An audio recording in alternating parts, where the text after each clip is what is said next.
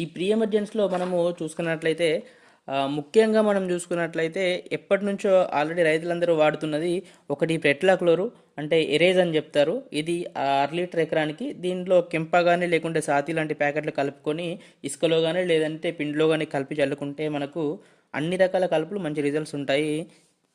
లేదంటే పెట్లాక్లోరు plus bensulfuron methyl అంటే మనకు మార్కెట్లో ఎరే స్ట్రాంగ్ కానీ లేదంటే బెంటిలా లేదంటే రకరకాల పేర్లతో మనకు లభ్యమవుతుంది. ఇది 4 kg ఒక ఎకరానికి.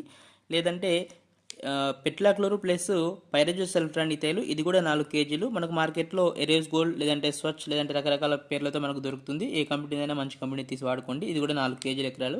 ఇవన్నీ కూడా మనము ఒక 2 నిమిషాలు నీళ్ళు ఉంచుకొని చల్లిన తర్వాత నీరు మొత్తం దానిలో ఇంకేటట్టు చూసుకోండి. చాలా బాగా పనిచేస్తుంది. వీటి వల్ల ఇవన్నీ కూడా మనకు దాదాపు 700-800 రూపాయల్లో మనకు వీటన్నిటితో అయిపోతుంది. అదే మనం 20-25 రోజుల్లో కనుక చూసుకున్నట్లయితే ఎకరానికి దాదాపు 1600-1700 ఖర్చు చేయాల్సి వస్తుంది.